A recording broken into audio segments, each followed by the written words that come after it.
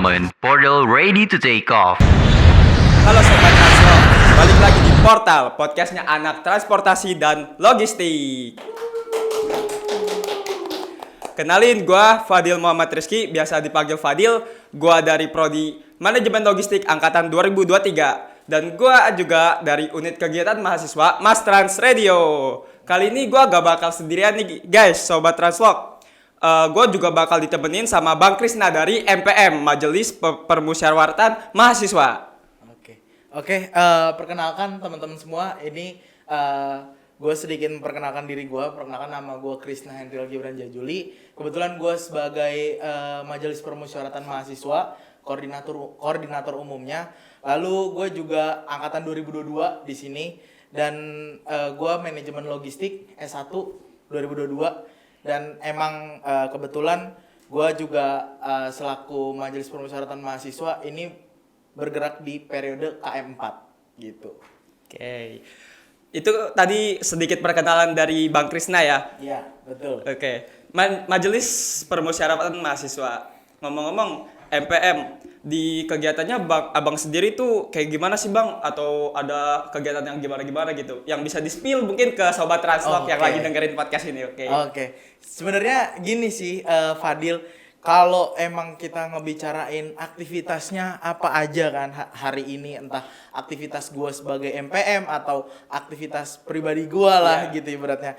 Jadi kalau gue SMPM ya teman-teman, jadi kalau gue SMPM itu sehari-hari gue ya ibaratnya gini, kalau di negara itu kita punya yang namanya MPR ya kan, kita yang punya yang namanya DPR, terus ya ibaratnya mereka tuh legislatif teman-teman. Nah kalau gue di sini sebagai MPM itu gue melakukan fungsi. Nah ada 4 fungsi teman-teman kalau legislatif. Itu ada yang namanya fungsi legislasi, fungsi advokasi, fungsi penganggaran, dan fungsi pengawasan. Nah kalau gue sampai hari ini itu gue kesibukannya ya udah ngawasin organisasi ini berjalan gitu. Tapi sebelumnya ketika gue dilantik, kan MPM tuh dilantik di kongres ya. Dan ketika gue di kongres dilantik, itu gue harus melaksanakan tugas gue tuh cukup banyak teman-teman. Cuman kita balik lagi harus ngutamain akademik kita. Biarpun kita sibuk organisasi, tetap kita mengutamakan akademik nomor 1 gitu. Nah kalau dari pribadi gue ya jujur, buat saat ini tuh nggak terlalu berat gitu, karena gue udah menjalankan pelantikan dan lain-lain lah gitu loh, hanya sebagai pengawasannya aja. Tapi sebelum itu asli gue tuh kayak ngerasa capek banget lah gitu loh, karena kan gue harus ngebagi porsi kan antara akademik gue sama organisasi gue gitu, yang dimana tanggung jawab ini harus bener-bener gue ibaratnya tuh gue udah pegang banget lah, tanggung jawab penuh gitu. Apalagi gue udah cinta sama KMITL bro, gue udah love banget nih, love banget gitu lah ya. Iya. Oke, kan tadi udah diceritain nih sampai seluk-beluknya gimana. Kayak ada gak sih kayak kepikiran gitu, kalau misalnya gue gak ngambil ini, gue gak bakal kayak gitu tuh, atau gue megang tanggung jawab jadi opportunity cost lah. Iya, oke. Ada pengorbanan gitu. Sebenarnya sih sumpah ya, gue waktu itu tuh sempet sih mikir kayak gini. Jadi ketika gue mau terjun di organisasi ini, mungkin gue cerita sedikit kenapa gue terjun di organisasi ya sebenarnya. Jadi ketika gue terjun di organisasi pada pertama kalinya, gue tuh awalnya ya, ini gue tuh terjun di volunteer dulu ya kan, volunteer di salah satu UKM bola, UKM STMPFC. Berarti gak jauh dari relawan lah ya. Iya benar, gak jauh dari relawan sebelumnya.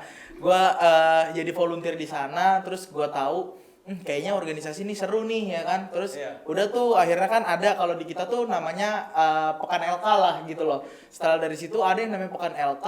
Nah gue tuh waktu itu pengen ikut LK teman-teman, ikut LK. Aduh, kalau salah satu UKM ini LK-nya di tanggal sekian, kayaknya ketabrakan deh gitu kan. Tabrakan, akhirnya gue nggak ikut di LK salah satu UKM. Akhirnya gue ikut di LK himpunan ya kan, ikut di LK himpunan mahasiswa logistik.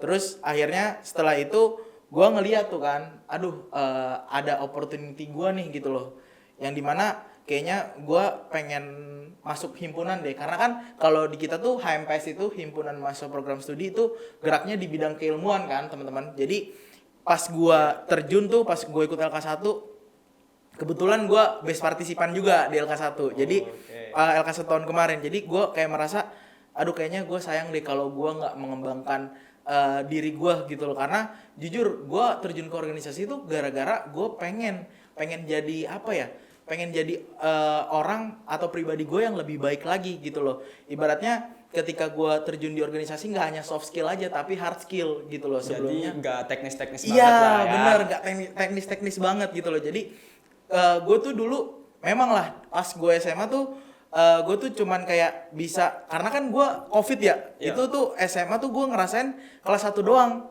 Jadi kegiatan di sekolah tuh gue ngerasain kelas 1 doang. Udah gitu semester 2-nya kan langsung covid ya. Udah gue nggak ngikut apa-apa lagi gitu, sampai kayak di rumah aja gitu kan. Gue bisa dibilang dulu strict parents lah gitu. Jadi gue di rumah dong, dan gue nggak tahu gitu loh harus ngapain gitu kan. Terus ya udah pada akhirnya sekarang kayaknya ini harusnya gue ngembangin bakat gue deh, atau enggak ngembangin pribadi gue gitu loh untuk jadi lebih baik lagi gitu. Berarti di dalam diri Mas Kresna nih ada keinginan yang gede lah ya, Iya, buat bener. improve gitu. Betul banget. Dari diri yang gini-gini aja Iya. jadi yang lebih gede lagi gitu. Iya, Dan gitu. Sobat Tansok, ada fun fact menarik nih. Kalau tadi Bang Kresna udah bilang dia pernah ikut LK1, fun fact-nya adalah gue juga ikut Iya. LK1 sama Bang Kresna. Iya. Jadi kita seangkatan nih Jadi LK1-nya. seangkatan LK1-nya. LK1 himpunan dulu. Jadi tuh waktu itu kita ikut LK1 kan bareng ya. Iya, di, bareng. gue lupa tuh nama villanya apa. Pokoknya Villa Bogor lah, Iya, sekian. Villa Bogor lah. Pokoknya tuh dulu gue kan sama Fadil ini ikut LK1 bareng ya. Iya, Terus guys. gue kemarin ngisi materi, ceritanya ngisi materi LK1 di Mas Trans. Nah. Lah gue kaget ada Fadil. Waduh, Fadil banyak juga ya ikut LK-nya gitu kali. Kan kalau kita ada ibaratnya kalau udah ikut LK atau ikut suatu kepanitiaan ada bentuk apresiasi kan. Iya. Apresiasinya emblem. Mungkin Fadil emblemnya sampai sini nih, teman-teman. Ya. Gitu. Jadi ikut LK-nya kaget. Gue sempet kaget kayak, wah, Fadil ikut LK juga tapi bagus. Itu namanya nambah wawasan, nambah pengetahuan, teman-teman. Biar gak gitu-gitu aja lah ya. Iya, bener. Biar nggak gitu-gitu aja sebenarnya. Benefit terbesar nih yang diikutin mahasiswa untuk organisasi menurut Bang Kresna nih apa gitu? Benefit yang bakal didapat di organisasi dan gak didapat dari kuliah doang atau kupu-kupu. Oke. Kuliah pulang. Nah, sebenarnya gini sih, kalau gue tuh ya teman-teman punya prinsipnya, gue juga Dil punya prinsip tuh sebenarnya gue terserah orang mau kuliah pulang, terus kura-kura kuliah rapat atau ya apa ya bisa dibilang ada yang namanya kuliah party ada tuh yang Tahu-tahu aja. iya tahu aja gitu. Cuman gue sih nggak masalah lah mau orang yang mana, cuman ibaratnya mereka harus ke jalan yang lebih baik aja gitu. Cuman gini, benefitnya itu kalau menurut gue mau lu kura-kura mau apapun itu tuh sebenarnya punya benefitnya masing-masing gitu loh. Yang rapat punya benefitnya masing-masing, yang kuliah pulang mungkin dia kerja ataupun pulang dia ningkatin hard skillnya dia gitu loh. Kayak semisal dia belajar mengenai pelatihan Excel atau apapun itu, mungkin ya kita nggak tahu nih di rumah, nggak mungkin kan cuma nonton anime doang semisal kan. Mungkin ada yang pelatihan Iya, TOEFL lah segala iya, macam. pelatihan TOEFL lah di IELTS. rumah gitu loh. Jadi kayak gue tuh merasa kalau semisal emang ada decision itu ya nggak masalah gitu mahasiswa. Cuman ketika lu ngomongin soal benefit, jujur ya yang gue dapetin untuk sampai saat ini itu banyak sih. Banyak. Salah satunya menurut gue ya yang paling penting, ini kan kadang kalau kita soal ngebahas organisasi kan kayaknya sekarang tuh kalau kalian lihat di TikTok lah ya kan, Iya. itu sastra mesin lah, terus abang-abangan ribet lah misalkan. Teknik Nah, lah segala iya, macam. nah itu sastra mesin. Nah itu semua kita nggak kayak gitu teman-teman. Kita tuh di sini tuh have fun gitu loh, fun banget lah ibaratnya. Karena kan kalau semisal emang kita melakukan organisasi di sini, yang gue bilang tadi benefitnya itu gak cuman dari hard skillnya aja, tapi soft skillnya. Kayak semisal gue tuh dulu jujur ya, ini gue cerita sedikit, Oke. sedikit nih. Sedikit mengulang Iya, lah. intermezzo sedikit. Jadi tuh dulu SD gue tuh takut banget kalau disuruh maju ke depan. Kayak ada nervous, Iya, demam panggung. bukan nervous lagi. Lu tau gak sih, dulu gue tuh sempat ketika kelas 2 SD, gue kan di Kalimantan ya, gue di Banjarbaru gitu kan, gue di SDN 08 Sungai Besar, gue masih inget banget. Jadi gue maju ke depan disuruh perkalian, gue takut banget bro, gue takut yang namanya disuruh ngafalin sama ngitung perkalian. takut salah gitu. Iya, takut salah dan emang nggak berani gitu. Pada akhirnya rumah gue kan deket banget sama SD gue. Gue itu lari ke belakang, gue cabut, sumpah. Gue akhirnya pura-pura buang air kecil. Aduh, gue takut nih kan. Nah dari situlah itu apa ya? Gue tuh dulu punya rasa ketakutan gitu loh, atau ya bisa dibilang mentalitinya nggak inilah gitu. Nah sekarang ketika gue masuk ke organisasi nih kan, itu sumpah mentality itu dilatih banget. Jadi kalau lu ngomongin soft skill kayak relasi networking, jujur ya sebenarnya kalau relasi networking tuh nggak cuman dari organisasi aja, tapi lu kalau nggak ikut organisasi pun sebenarnya bisa. Kayak lu cuman ngobrol di salah satu coffee shop lah misal ya kan, ngobrol ketemu orang baru, menurut gue tuh bisa gitu. Tapi ketika lu masuk organisasi, hal yang paling lu dapet itu sebenarnya mentality, bro. Berarti mental tuh bener-bener dibentuk sedemikian rupa lah ya. Betul, mentality itu dibentuk banget. Sama pemikiran kritis lu, di situ dibentuk. Karena gini, kalau di organisasi kan, ya kita tahu lah kalau yang di TikTok tadi tuh ya kan, di platform ya kan, platform media sosial itu kan ada yang sastra mesin gitu-gitu sampai rapatnya berjam-jam gitu kan sampai malam. Nah kalau kita tuh sedang mengefisiensikan waktu gitu. Efisiensi waktu kayak gimana? Waktu rapatnya. Jadi rapat kita tuh kalau gue sih MPM itu rapatnya langsung to the point. Jadi lu kalau mau ini ya udah to the point aja langsung, gak usah bertele-tele gitu loh. Jadi langsung to the point, langsung dapat poinnya apa, kita mau ngelakuin apa gitu loh. Kan kalau gue kan ganjil ya. MPM itu kalau di gue tuh ganjil gitu, jadi harus 5 gitu. Kayak ibaratnya kalau di perusahaan tuh kayak komisaris teman-teman, 5 harus ganjil. Kenapa 5? Karena buat ambil decision gitu. Ibaratnya kita tuh decision maker lah di sini. Nah jadi tuh ketika gue rapat itu ya gue efisienin waktu gitu loh, dan juga ya biar jalannya organisasi ini secara efektif gitu loh, biar gimana caranya kita organisasi juga, terus kita akademik juga gitu. Okay. Dan paling penting benefitnya itu yang pertama, yaitu gue bilang tadi mentality itu sama pemikiran kritis. Sumpah itu ini banget sih. Menarik sih tadi guys. Yang tadinya takut-takutan, nggak berani maju, nervous, jadi sekarang lah mentalnya terbentuk. Iya. Ada kata dari pepatah juga, terbentur kayak diamond. Itu dia. Terbentuk. Ah ya. Itu. Gak mungkin benturan lagi. Oke, di organisasi nih menurut Bang Kresna sekarang tuh udah nyesuaiin gak sih buat kebutuhan mahasiswa untuk gaya belajar yang sekarang?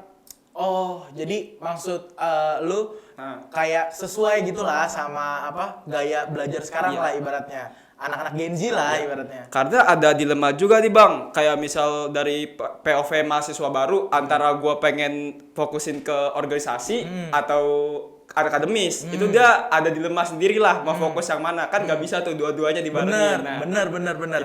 Itu bener banget yang bilang Fadil. Jadi gini, gue tuh sebenarnya sempat ya pengen ikut program di sini ya kan, program kredit transfer yang kemarin INHA gitu-gitu. Tapi ketika gue ikut organisasi bukannya gue nggak bisa ya, tapi kan gue harus milih salah satu gitu loh. Ketika gue lagi di organisasi ya gue harus ibaratnya menanggungjawabkan apa yang gue sekarang sedang jalani gitu loh. Bukan berarti nggak bisa sebenarnya, mungkin bisa setelah gue ngejabat itu pasti bisa banget gitu. Cuman di sini balik lagi, ketika ada yang mau ngambil decision seperti itu, gaya belajarnya gimana di organisasi ya menurut gue sekarang udah sama gitu loh, udah sejalan gitu. Karena ketika lu organisasi, lu harus mentingin akademik gitu. Kalau di kita tuh ya, sebenarnya di KMITL Trisakti itu ketika lu melakukan organisasi, misal nih lu mau rapat, lu izin dulu gitu, lu izin mau ngapain, mau kelas, udah.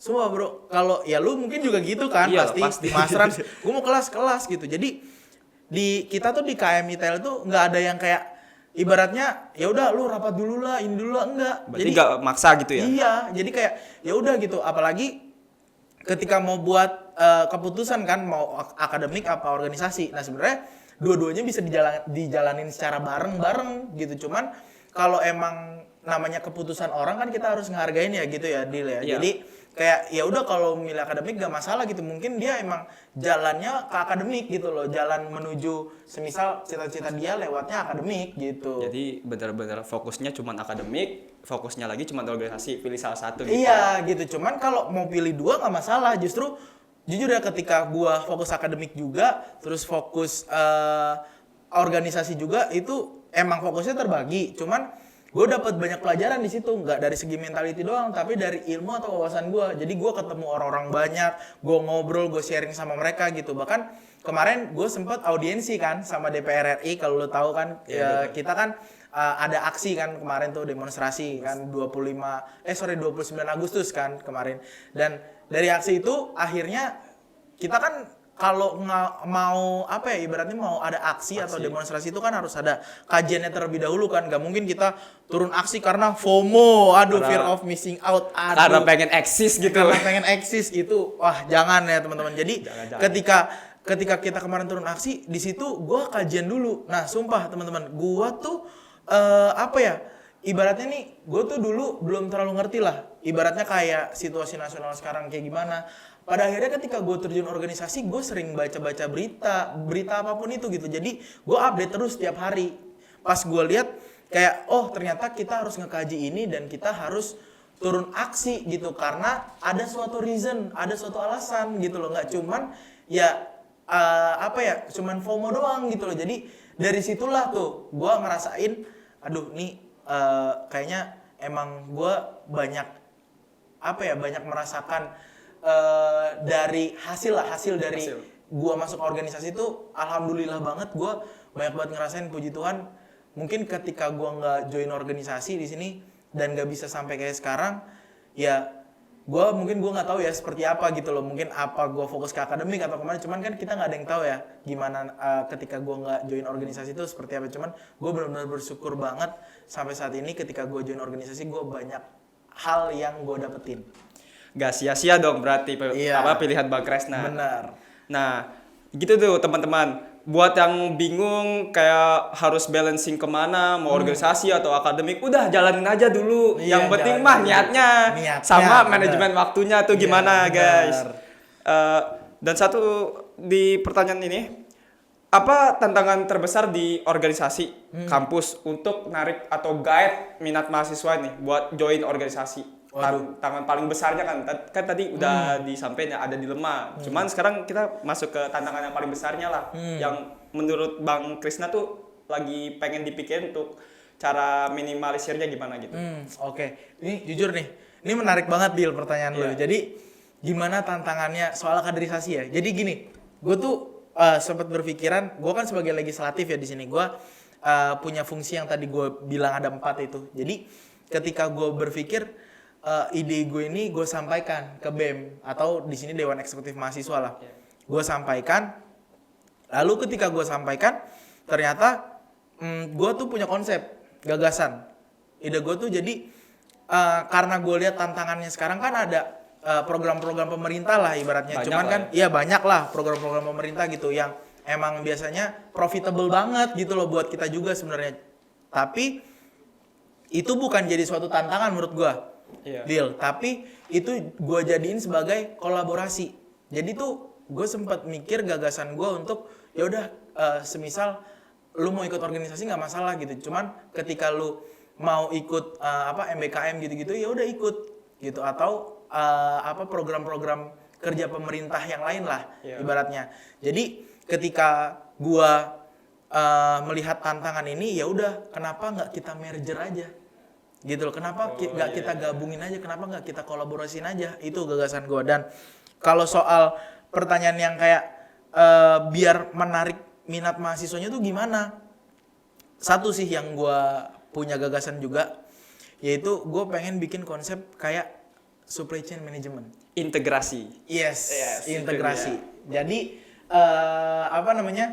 gue tuh mikir dari, kan kalau supply chain management kan dari manufacturing dulu ya, terus sampai ke konsumen, customer ke konsumen lah ibaratnya, paling akhir tuh konsumen.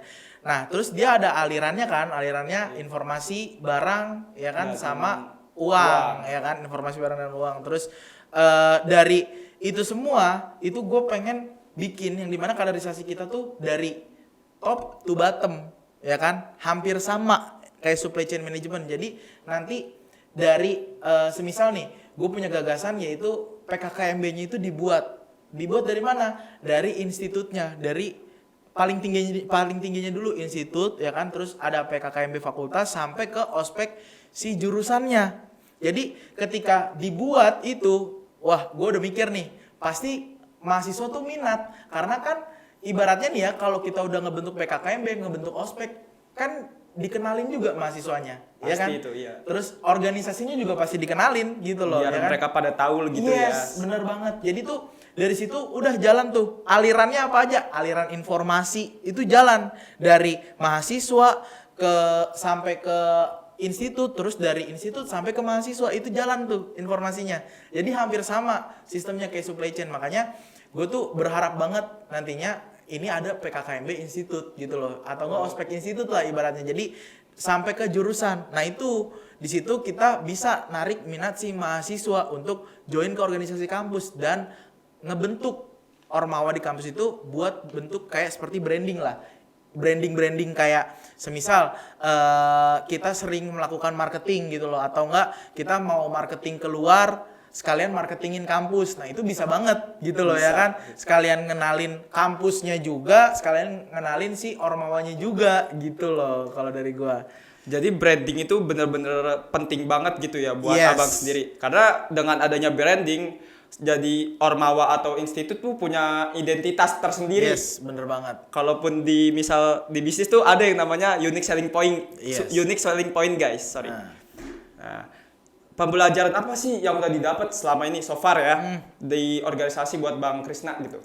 Nah sebenarnya kalau soal pelajaran apa ya, Dil, banyak sih sebenarnya pelajarannya apa. Cuman ketika gue merasakan pelajarannya apa, ya gue tuh ngerasa ya ternyata ketika lu masuk ke organisasi nih, semisal lu atau siapapun lah orang ada yang merasa paling hebat, paling pinter, enggak. Ternyata ketika lu join ke masyarakat yang lebih luas, gak hanya organisasi menurut gue, lu di situ nemuin banyak banget orang-orang pinter. Makanya gue selalu punya prinsip ketika gue bertemu dengan orang baru, itu gue ngosongin gelas gue. Artinya abang tuh gak terlalu meninggi lah ya. Iya, bukan meninggi sih, tapi merendah.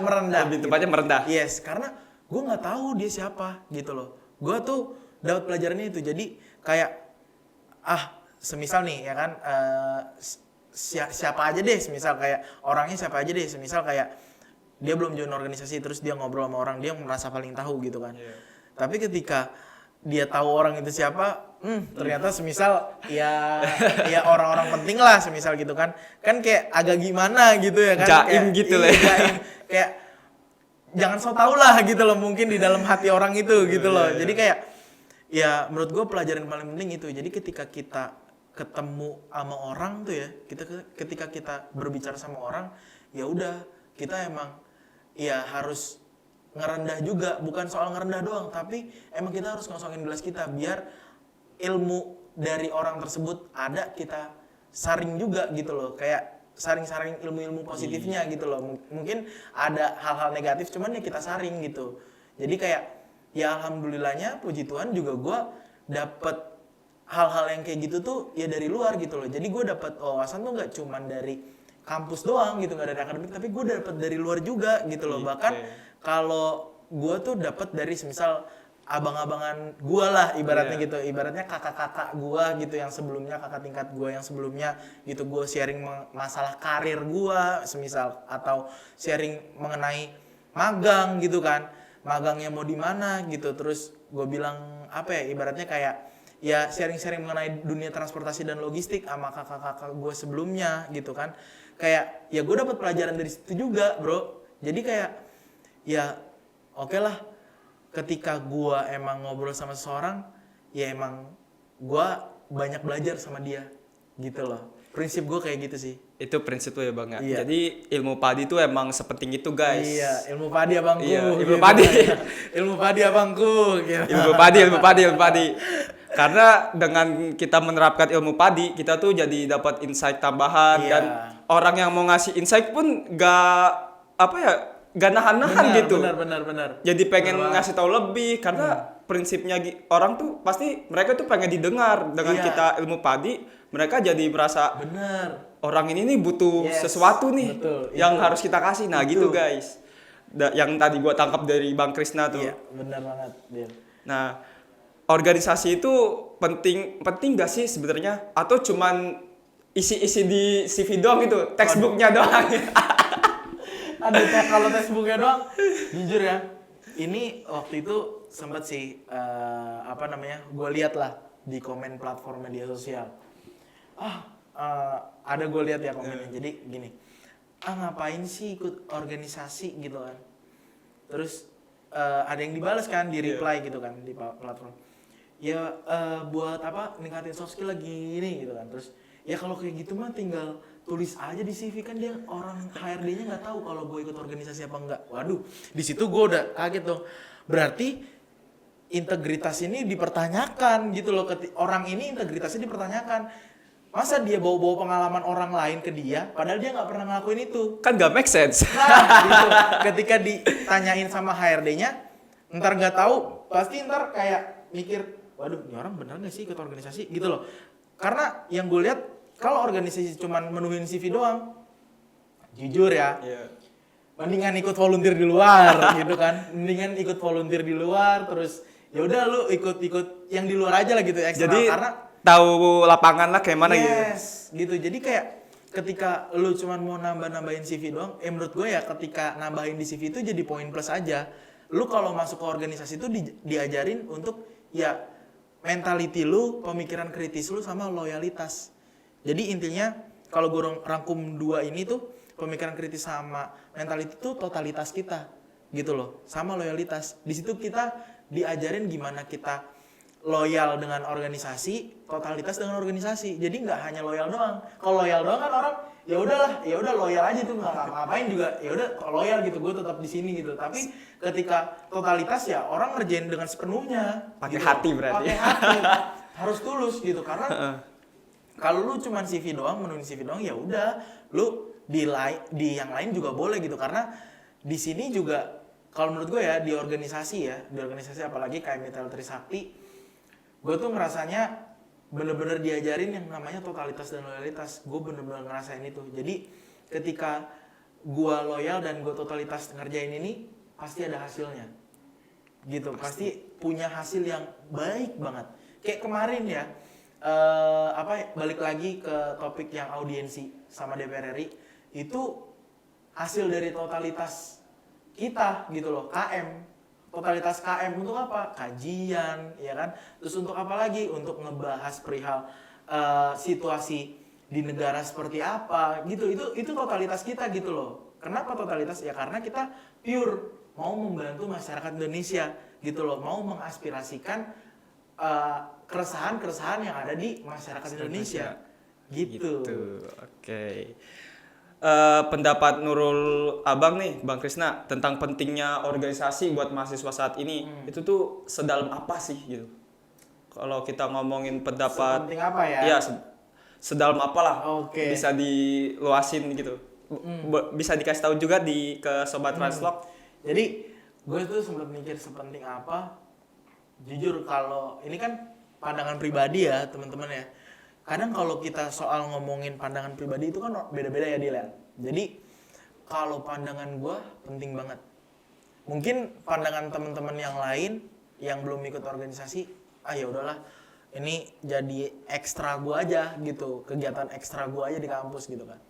Tapi ketika gue melaksanakan ini, penting banget yang gue bilang tadi, totalitas sama loyalitas. Jadi ketika lu ngikut organisasi baru ngerasain seberapa pentingnya. Jadi lu join dulu baru ngerasain seberapa pentingnya. Baru bisa ngerasain penting banget ternyata. Ketika lu belum join jelas lu belum ngerasa kayak ternyata penting banget gitu kan. Atau enggak ya lu ngelihat di luar aja kayak lihat organisasi, ya udahlah gitu, rapat-rapat mulu ngapain sih gitu. Padahal kan enggak gitu loh. Pas lu udah masuk ke dalamnya, terus lu udah tahu gimana cara kerjanya, mekanismenya gimana. Oh iya ya, penting banget lagi. Berarti gue gak cuman dapat ilmu di pembelajaran akademik doang, tapi gue dapat ilmu di luar juga gitu loh. Itu gue banyak banget sumpah dapat ibaratnya wawasan pengetahuan di luar gitu loh. Dan di akademik juga banyak gue gitu. Tapi sama-sama banyak. Jadi kan ketika dikumpulin semisal 50% kan jadi 100. Ya kan? Iya. Dan lu dapat banyak insight di situ, banyak dapat pandangan di situ. Semakin lu banyak pandangan, semakin lu bisa melihat seseorang atau melihat secara luas pandangan lu terhadap dunia gitu loh. Menurut gua nggak cuma satu orang tapi dunia cara pandangnya. Kayak gitu sih. Banyak aspek yang harus diperhitungkan, dipikirin. Makanya seberapa penting apa? Ya lu join dulu baru ngerasa penting banget deh kayaknya. Kayak Gitu, rasain dulu ya. Yes, rasain dulu. Baru kita tahu tuh gimana pentingnya sebuah organisasi itu. Yes, bener banget. Oke, kalau bisa disimpulin sih tadi Bang Krisna tuh udah sharing banyak lah ya tentang Yes, organisasi, dari mulai benefit sampai pembelajaran apa yang didapat. Bahkan tadi sempat singgung formalitas di CV kayak mana. Iya, tuh. aduh. Perbandingannya dari organisasi sepenting apa gitu. Dan juga yang terakhir pendapat Nurul tentang Bang Krisna tadi yang menurut gua itu penting banget Sobat Translog buat didengerin gitu. Karena kita gak cuman tahu dari luarnya aja, kalau di organisasi kita tuh tahu sedalam-dalamnya dan sekompleks apalah di organisasi itu gitu. Oh iya, gak kerasa nih Bang, udah di penghujung acara gitu. Iya, benar. Kayak kita udah ngobrol panjang lebar segala macam tentang organisasi tentunya gitu. Tentang KMI Trisakti ini seperti apa ya kan. Jadi kayak emang kalau dari gue sih gue berharap saat ini tuh organisasi KMI Trisakti ini gue punya harapan besar untuk bisa ibaratnya menjadi agent of change lah. Agent of change buat siapa? Agent of change buat masyarakat, buat kampus. Jadi kita tuh saling bersinergis ya kan antara organisasi mahasiswa dengan orang-orang kampus di lainnya. Jadi kita bisa menyatukan pandangan kita ITL Trisakti ini seperti apa, lalu kita bisa memajukan ITL Trisakti. Setelah kita memajukan ITL Trisakti, apa yang terjadi dampaknya? Kan ITL Trisakti bergerak di transportasi logistik, ya kan? Jadi ketika kita bergerak di transportasi dan logistik, ketika kita mempunyai sinergitas itu, gue yakin 100% lulusan-lulusan kita tuh bakal menjadi lulusan terbaik ketika sinergitas dan integritas itu terbentuk, teman-teman. Jadi gue emang punya harapan ITL Trisakti ini menjadi sokongan utama lah, atau bisa dibilang fondasi utama kampus yang bergerak di transportasi dan logistik. Itu harapan besar gue. Jadi kita bisa aja punya lulusan yang nantinya kerjanya di Jerman, ya kan? Terus kerja di mana lagi, di Jepang. Iya, Jepang, perusahaan-perusahaan emang yang udah punya jabatan lah nanti di sana gitu loh. Jadi gue kayak big proud banget lah buat keseluruhan mahasiswa yang ada di sini gitu, terutama keseluruhan yang ada di perangkat kampus ITL Trisakti ini gitu loh, mau organisasi mahasiswa, mau dari pimpinan-pimpinan kampus atau maupun seluruh elemen mahasiswa tuh gue benar-benar bangga banget. Dan gue berharap yaitu sinergitas dan integritas itu bisa kita miliki, lalu kita bisa memajukan ITL Trisakti bareng-bareng. Bareng-bareng. Integrasi. Iya, betul. Kalau tadi kan Bang Krisna udah ngomongin penting-penting banget tuh, kalian juga bisa tahu lebih banyak guys di YouTube-nya ITL Trisakti, dan pantengin terus aja segmen Portal Podcast Orang Transportasi dan Logistik. Dan juga jangan lupa follow TikTok, Instagram, LinkedIn, dan YouTube-nya ITL Trisakti. Dan aku juga pengen promosin juga Instagram-nya dari UKM Mas Trans Radio dan TikTok-nya Mas Trans Radio. Oke. Kalau Bang Krisna ada yang mau dipromosin nggak sekalian gitu? Sebenarnya sih kalau gue bukan untuk mempromosikan ya teman-teman, tapi gue lebih ke halayak itu harapan tadi yang gue udah sebutin, dan gue pengen seluruh mahasiswa yang ada di ITL Trisakti nantinya punya sinergitas atau pemikiran yang satu tujuan dari kita semua. Tujuannya apa? Memajukan ITL Trisakti dan memajukan bangsa Indonesia untuk Indonesia yang lebih baik. Gitu. Itu harapan besar gue. Jadi ya bebas lu mau join organisasi mau enggak, itu pilihan lu. Tapi kalau lu mau tahu ibaratnya wahana ya kan. Organisasi ini ibarat gue kayak wahana gitu loh. Wahana roller coaster, naik turun. Jadi kalau lu mau tahu organisasi seberapa penting, silakan lu join dulu. Silakan lu rasakan dinamika dan romantikanya yang ada di organisasi. Gitu kalau dari gue. Oke. Guys, udah ya?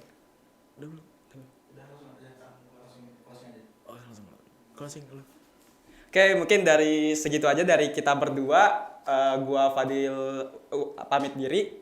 Gua Krisna izin pamit mungkin ya kan, dan kita bisa ngobrol-ngobrol lagi mungkin di segmen berikutnya. Ya. Terus pantengin YouTube ITL Trisakti yang khususnya segmen portal. Oke, see you teman-teman. See you.